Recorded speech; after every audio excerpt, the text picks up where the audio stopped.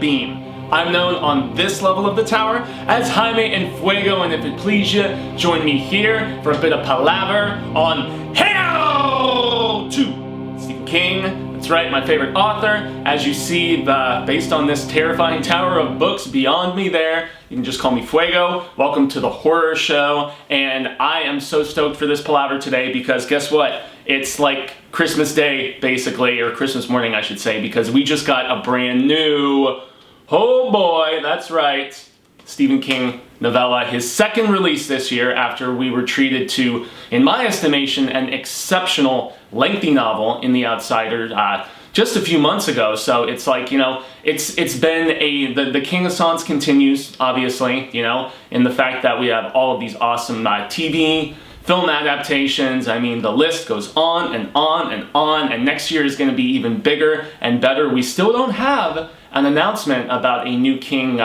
published release for 2019, but it's the year of 19. It has to be that new Dark Tower novel that he teased at the book tour last year. That's at least what I'm placing my bets on. But yeah, we've got the Pet Sematary remake. We have It Chapter 2. So guarantee, I'm putting my money down right now. I'm doubling down, in fact, that yes, we're going to get a very cool announcement probably in the coming months, hopefully before the year's over, about a new King release. But speaking of new King releases, so as you can see by just, this is a little baby book. This is very small, and so I just have to give some brief context because originally the episode of Hail to Stephen King for today, because I do this show every terrifying Tuesday, every spooktacular Saturday, so twice a week, I have a video already in the can that was supposed to go up today.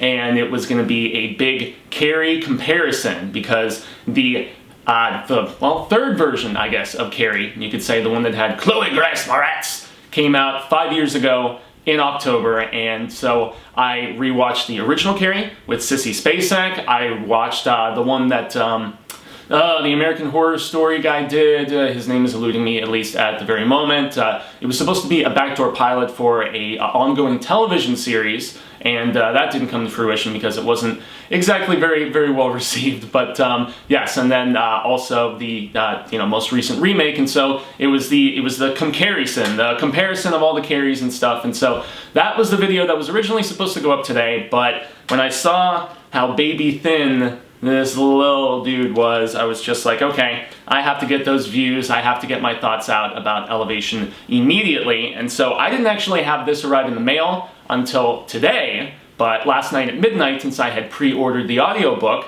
I had the privilege of my favorite author reading to me, because Stephen King actually narrates the audiobook himself. So he reads the whole thing, and then also for all of you audiobook peeps, because you know King is such a big proponent of the audiobooks, he has a bonus story called Lori, which is about, there's a crocodile, there's a dog, there's, it's an interesting little story, and it's one that he had previously released online a couple of months ago, and I already did a review of that, so I'm not going to go into any discussion about it. You can find that video in the Stephen King themed playlist that we have here on the Horror Show. But let's jump to this book, Elevation. I didn't love it. I'm just going to be very outright with it, but I enjoyed it. I enjoyed it especially because of the characterization, the interaction, but don't go into this thinking you're going to have anything scary going down. It's not that kind of King story. It does take place in Castle Rock, and I feel like this book was a cash grab. I'm just going to go right out front and say it. $20 for this thing. Thankfully, I didn't pay that much, if you get it through like Amazon or, I don't know, go into your local Target or something like that, if you're in an area of the world where you can get it for 30% off or whatever, because I was getting cold brew in Target today and I saw it there and it's like, oh, 30% off, 12 and some change instead of 20 bucks. So even then, it just, I feel like there was a very calculated process about this. So the Castle Rock television series, which, I watched with Lily, and we had our thoughts about that. But nonetheless, I didn't love that series, even after I wrapped my head around the fact that, okay, the Kingverse, the multiverse of sorts, and this isn't my Castle Rock, this is a different Castle Rock that doesn't take everything into context, despite the immense amount of Easter eggs. And this book does the same thing. Easter Egg City, we'll get into that. But I feel like with the Hulu series and all the buzz that it was getting, King's like, hey, I'll just write a new Castle Rock story. And, you know, he did another Castle Rock story last year that I was also relatively unimpressed with, which was Gwendy's Button Box, the one that he co-wrote with Mr. Chismar, Richard Chismar. Shout out to Cemetery Dance. Always. Give them your money. They have made, like, I mean, aside from PS Publishing and Subterranean Press, I still think that Cemetery Dance does the best Stephen King Deluxe Edition releases. So, you know, investigate what they have to offer, you know, even beyond King, because everything that they do from their magazine to, you know, I'm not trying to kiss their ass or make this a big CD promo or whatever, but Cemetery Dance, badass. So I feel like, you know, it's an opportunistic release, especially with how well received, you know, by a lot of people aside from me, I guess, and us at the horror show, the Castle Rock television series was. So, I'm not going to go as far as to say it felt uninspired, you know, but honestly, this story for me, I feel like it would have been, as opposed to a standalone release, it would have fit much better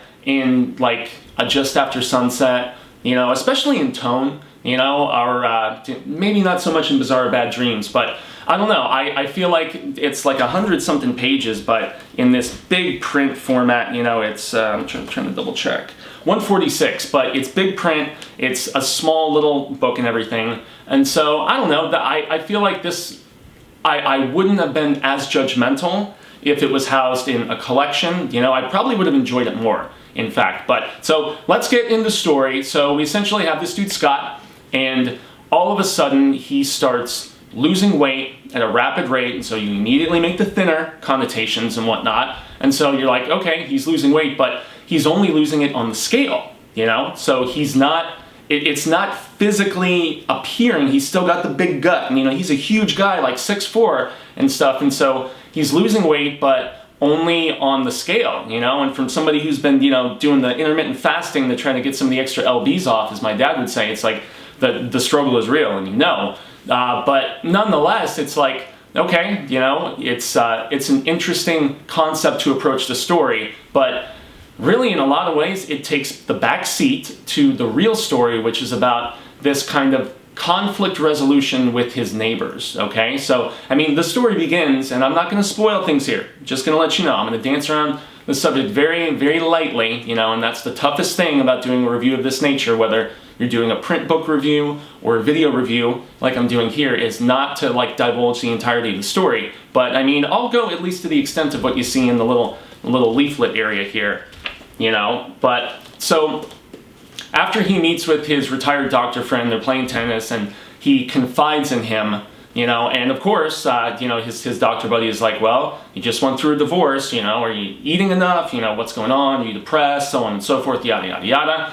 And he's like, no, I'm eating like a horse, man, and, you know, I'm still losing about 1 pound or 2 a day, and it's rapidly just continuing down. You know, he's in the mid-200s originally, and he's just whittling away as the story goes down. But, you know, the real essence of it is the fact that he has this dynamic with his lesbian neighbors, this married couple, and, you know, one of them is of the nicer and more welcoming, wanting to kind of do the bridge over troubled water variety, and then the other one, you know, Deandra, I believe her name was, she's the feistier one, she's the more standoffish one, and yeah, so they're going out on their jogs, and their dogs are crapping on his lawn, and that's the essence of the conflict. And so it's so much about this story is very pedestrian at the end of the day, which is why, thank goodness for Sai King being able to construct characters that you sympathize with, that you find intriguing. And so,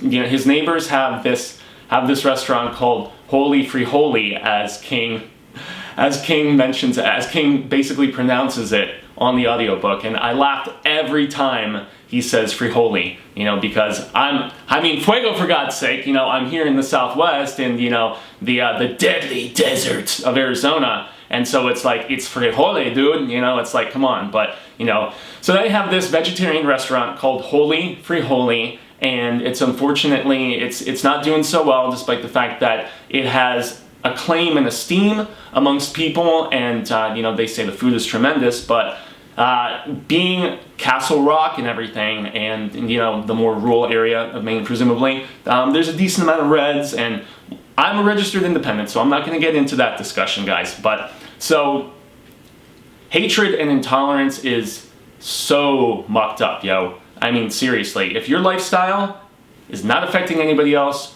why should you care? I was raised Reformed Baptist, so I was programmed with a lot of this indoctrination to, you know, just look down on those that are different than you. And that's not every Christian, obviously, but, you know, there is an immense amount of hatred for alternative lifestyle, as it's so stupidly classified. No, it's not an alternative lifestyle. It's just, it's one of many, you know? Who gives a crap? You know, don't be stupid, don't be hateful, don't be intolerant. It's really, really lame. But, so their restaurant is floundering because of some of these sentiments, and Scott basically takes it upon himself after a little just...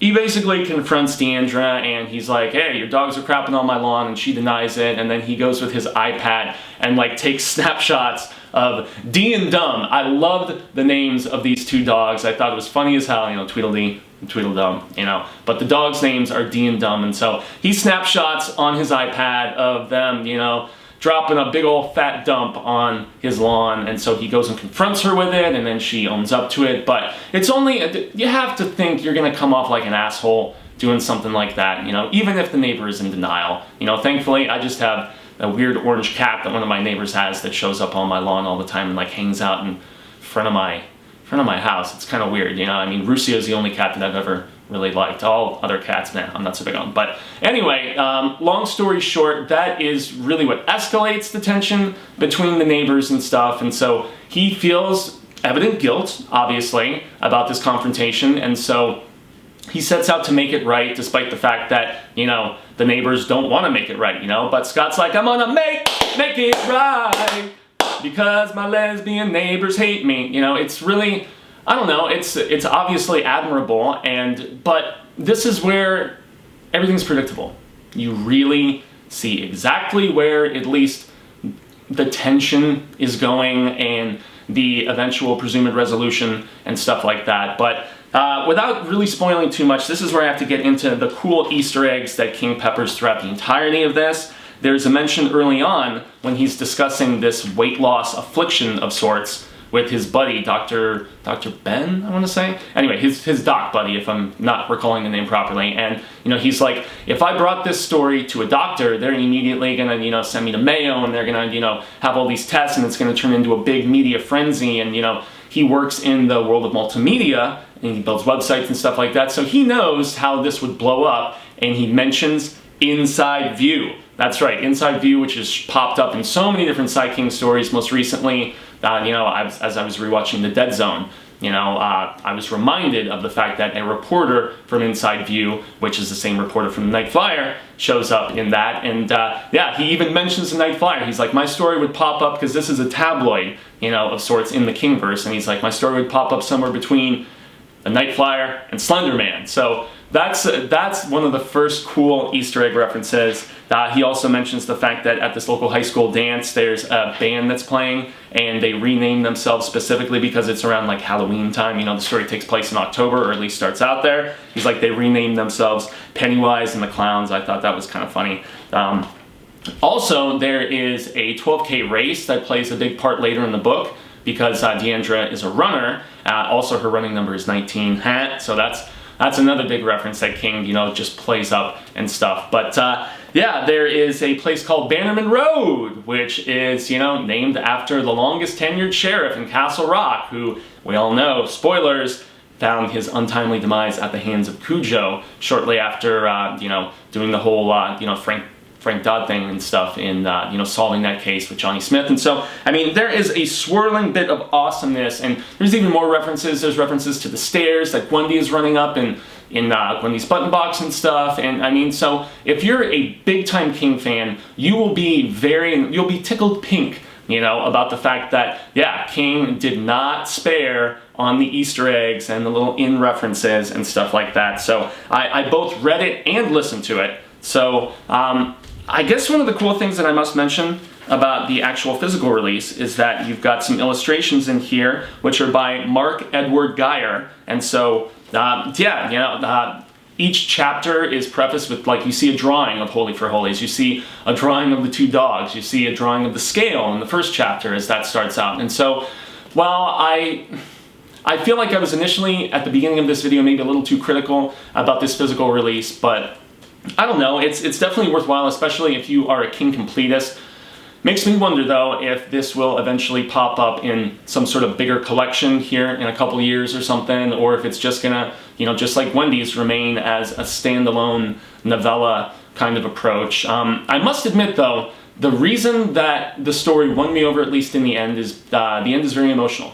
Genuinely is. And that's where, the reason I made the just after sunset connotation initially is because a lot of those stories have this like dreamy, otherworldly kind of essence and vibe to them, especially in their finales. You know, I love Willa, I love, you know, New York Times, you know, discount rates or bargain rates or whatever the hell it is. There's a lot of, I cannot sing the praises of Just After Sunset enough. That and Night Shift are my two favorite collections by Sai King, with Bizarre Bad Dreams being a very close third. But I'm not trying to be too critical of this because it is worth a purchase and it is most definitely worth a read. But I never sugarcoat it here on Hail to Stephen King. As all of you who have previously watched this know, I'm very frank about my sentiments and my opinions and stuff like that, as I think I should be. You know, it's, even though it is all glory to the King, hail to Stephen King and everything, you've heard my thoughts about Bag of Bones, you've heard my thoughts about Dreamcatcher and stuff like that, and so I will always mention when I feel like a story is a little bit lacking,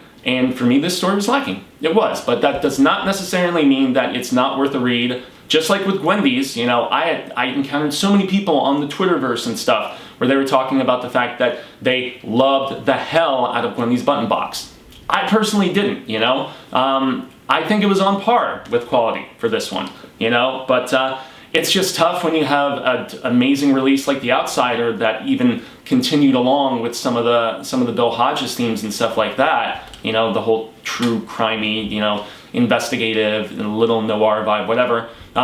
Yeah, I think this would have personally been better housed in a magazine, a collection, a newspaper release, you know, just posted online, whatever. But based on the popularity of Castle Rock, once again, it was a very calculated release in my estimation, especially with the sheer fact that, you know, there's so many references throughout and everything like that. But I think that you will, as constant readers, enjoy this story, but I doubt you're gonna just love it and it's gonna be one of your absolute favorites. So I have been Jaime and Fuego. You can find me on all social media sectors like Twitter, Instagram, Facebook, YouTube. My Fuegotainment relaunch is indeed transpiring on 11/11. That's right, 11/11, the return of Fuegotainment, and it is going to have an accompanying Patreon where if you want to help a homie out, you know, help a brother out, there's going to be 3 different tiers. There's going to be a $2 tier, an $11 tier, and of course a $19 tier where it's basically going to be like viewing, interacting, and then receiving, and I'll send you something cool. And I'm still devising all of the little ins and outs of it, but still a little over 2 weeks out, so I will have more information about that. But more importantly, you need to make sure to check out The Horror Show here on YouTube, and if you haven't subscribed, please do that. Hit the bell so you get notifications about all of the different things that we do, because we do 2, sometimes 3 episodes a day. We did a bonus 3rd episode last night on Monday. New episode of Crossing the Streams with my band Chiron, which all of y'all can find at Chiron Band AZ on both Facebook and on Reverb Nation if you want to check out any of our music, content, stuff like that. But we covered each of our top 3 favorite dead, just metal and hard rock, you know, stars and frontmen and women and stuff like that. So that was a fun video to put together, and please check it out if you get the opportunity. And yes, we have tons of awesome coverage coming here for Halloween week on The Horror Show. We're going to be at an advanced screening this Wednesday, Halloween night, for the Suspiria remake, so look forward to a live review. I think we're doing it live, and if not, it'll pop up sometime late Halloween night, and you can get all of our thoughts about this much buzzed about remake of the original. I think it's Argento, if I'm not mistaken. Please don't butcher me in the comments if I'm wrong, but yes, Jessica Harper, it's honestly, the original is celebrated, but this is buzzed about. This new one with Tilda Swinton and Dakota Johnson and Chloe Grace Moretz, whose name keeps popping up in this video. So look forward to that. And also, just side note, check out Dance with the Dead. I was talking with Tony after the show. That band is amazing. They're not synthwave, they're not dark wave. They are just an electronic rock band, and they killed it at Rebel Lounge this past week, hence me rocking the tour shirt. And honestly, everyone, I would be totally remiss if I did not give a big shout out to the Hail to Stephen King Ka-Tet on the Facebook. We have a Facebook group where we discuss all things El Rey, as I so affectionately call him. So if you want a little more than just palaver of comments below, if you want to do Terrifying Tuesday, if you want to do Tower Tuesday, if you want to do Pennywise Wednesday, if you want to just enjoy conversation about all things Sai King, whether it's what we're reading currently, book collections, just tons of awesome discussion, that is the place to do it. I am the sole admin / moderator person on there. We've got a Ka-Tet of over 300 peeps. It's not a ginormous one like you see on some of the others where you'll get lost in the shuffle. No way. We are very closely knit, and it's just, constant awesome interaction and stuff like that for all things King. And also look forward to the next installment of the Hail to Stephen King Book Club